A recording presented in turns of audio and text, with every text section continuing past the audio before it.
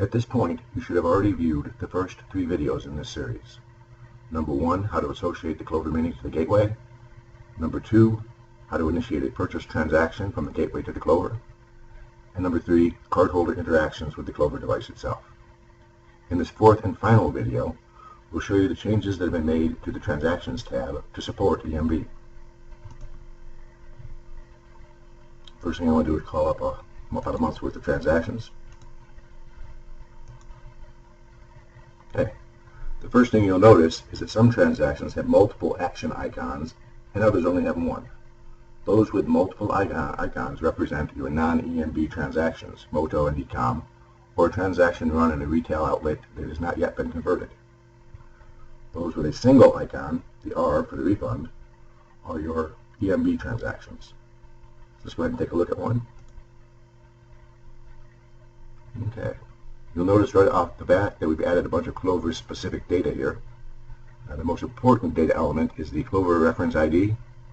And the reason that is important is because it appears on the receipt and has been added to the advanced search. So if a cardholder comes into your establishment wanting a refund, you can very easily find that transaction in the gateway using the Clover reference ID.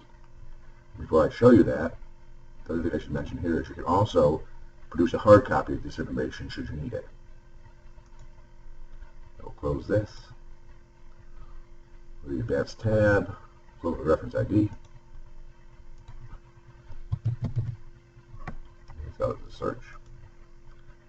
And then went out and found these 2 transactions. You notice the refund has already been processed against this transaction, but you can run another. As long as that R appears, you can run a refund. Let's go ahead and do that. Again, there's your customer field. Gateway is now talking to the Clover device, processing the transaction. The Clover device wants to produce a receipt for the cardholder, and then sends a response back to the gateway.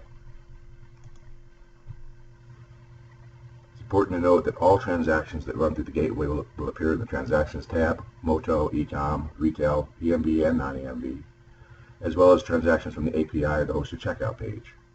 It's all here and available for you within this very simple to use interface. So that concludes the 4-set series of videos on the Clover implementation with the PayEasy Gateway for EMV processing. Thank you very much.